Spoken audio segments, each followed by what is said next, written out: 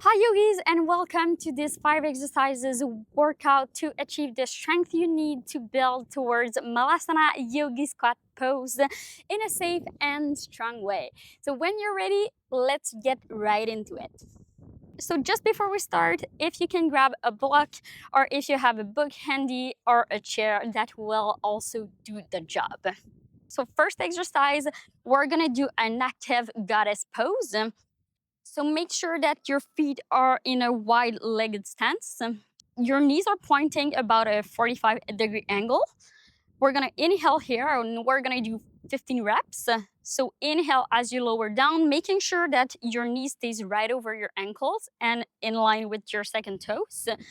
Navel in, ribs in, the collarbones are wide as you were going down a wall and your butt is supposed to touch and your shoulder blades as well. So when you're ready, 15 reps, let's get right into it. We're gonna strengthen here the inner thighs, the glutes, and we're lengthening the inner thighs as well. That will be really useful in your Malasana. And we're at 3. Inhale here, exhale, push. 4, 5, 6, 7, trying to go as deep as you can, but try to have your thighs about parallel to the floor if that's accessible for sure. 9,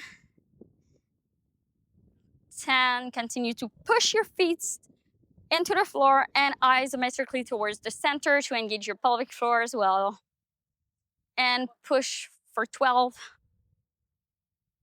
13, 14, and last one, we stay here. Isometric hold. Inhale here and exhale. You can bring your hands to your center and we're holding here for 20 seconds. Building the strength. You can roll your shoulders a little bit back to make sure that your spine is long.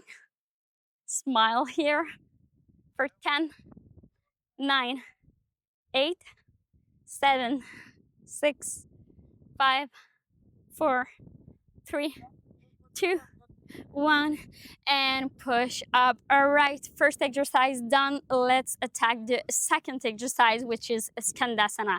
We're gonna do it actively. The legs are gonna remain in a wide-legged stance. The feet are pointing forwards this time. Inhale here, and on your exhale, we're gonna bend one leg, pushing the hip back, making sure that your knee is right over your ankle, in line with your second toes again. You can bring your hands to your center. So we're really elongating the inner thigh here as we strengthen the glutes. So we're really loading the hips here. And up and changing side. And we're gonna do 16 total. And push, exhale. So we have 2. And push. All right. And push for 3. And 4. 5. It's going really, really well. And this is a really great exercise as well to work on your ankle mobility, to work on the dorsiflexion, which is a big issue that a lot of people have. I think we're at the last one here, each side. All right, and push. Maybe one more just for the luck. All right, and push. And we're done for this second exercise. Let's attack the third exercise, which is deep squat on the block. So take a block, take a book, take a chair, whatever you've got handy. Here, the feet will be a little bit closer to one another, about hips distance apart. Inhale here, and on your exhale, we're gonna work on the deep squat here. So depending on your flexibility, your hip mobility, maybe the block will be on this edge, maybe on this edge. The floor is a little bit shaky here, so maybe the block will fall, but it's just to get your butt on the block and then push up. So that gives you a gauge to lower down and we push up. So You get the idea? And we're gonna do 8 of these. So inhale as you lower down and push, exhale as you go up. Making sure again that your knees point towards your second toes. Your weight is more in your heels than in your toes, I would say. And try to lengthen the spine here. Trying to roll the shoulders, maybe a little bit back, just making sure that you broaden through your collarbones as you go down to avoid rounding like that. All right. I think we're already at 5. For 6, 7. Last one. For 8 and push. All right. We're at the 4th exercise now. So we're gonna deep squat with heels elevated, so you can roll your mat. My mat is really thin, so if you have maybe a blanket or if your mat is a little bit thicker, just roll it, and we're gonna put our heels elevated here on your mat. So if I do it on the block, for example, your heels will be lifted here. So when your heels are lifted, I'll just fold it for the form, even if it's not really lifted, actually. All right. So when your heels are lifted here, we're gonna find a deep squat. So that will allow you, if you don't have the ankle mobility, that will allow you to go a little bit deeper since your heels are elevated. If you don't need it, you can just do it on the floor. And here, we're gonna push the forearms on the inner thighs here and on our inner knees, pushing in the outside like that, inhaling, creating some space in the front of the body. And as you exhale, we're gonna put the hands down and turn your feet pointing forward, forward fold.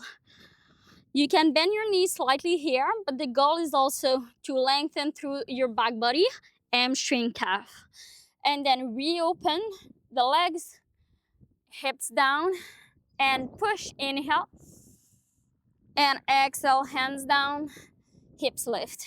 Lower your heads, relax your jaw, and then open again, hands down, and push your hips up.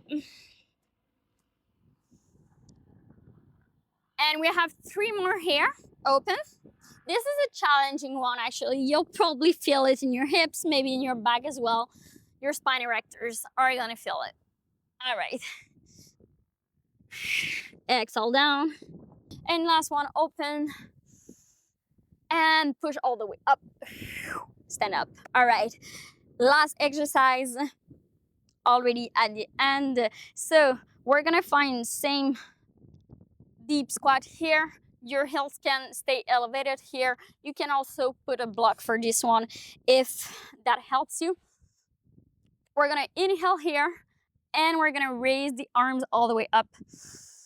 So this one is really to strengthen the spine, the spine erectors. So if you feel yourself really rounded in your Malasana squat, this will be a really great exercise for you. So we're gonna do 15 of those, lifting and lower. All right. Lift and lower. If you don't need the block, you can also take a block here if you like. 6 for 5, 4, 3, 2, and last one. Try to hold it here. Press your feet down and push all the way up. Inhale and exhale. And this complete our 5 exercises. If you want to go through all these exercises again until you really feel comfortable in the pose, I deeply invite you to do so. And if you didn't get the cheat sheet yet to remind you of the 5 exercises we've done today, make sure to download it. The link is down below. And if you want to continue your practice to achieve crow pose or even wheel pose, you can click on the link here. It's a follow along video as this one. It's 5 exercises to help you build the strength you need to achieve those poses. See you there.